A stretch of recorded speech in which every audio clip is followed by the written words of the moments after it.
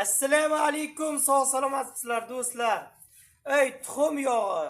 Men tuxum sarig'idan olingan yog'ni bilsanglar, video qiluvdim. Daji qanday tayyorlashlarigacha o'rgatganman, to'g'rimi?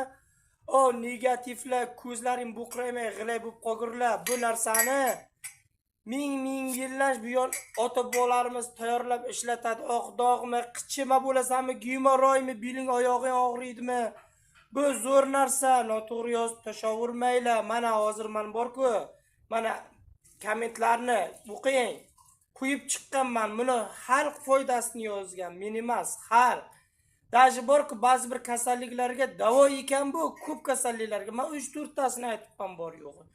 Bu juda ham zo'r narsa, mayli mendan, meni o'zimdan sotib olmasangiz ham, boshqa birovdan olsangiz ham foydalaning bu narsadan. Tushunyapsizmi? Xohlang o'zingiz tayyorlang. O'rgatganman qanday tayyorlashni, do'stlar. Har narsaga quloq solib ketavermanglar. Originalini tayyorlashni o'rganinglar. Mana men oddiygina Xitoydan mana zakaz qilganman. Idishchalarga 55 grammdan qadoqlangan haqiqiy tuxum moyi. Lekin 100 ming agar sotib olaman desangiz, o'zingiz tayyorlasangiz arzonroqqa tushasiz, do'stlar. Bir ustoz, to'g'rimi gapim? Ha, ko'rdinglarmi? Mayli, sog' salomat bo'ling. Allohga omonat. Xayr.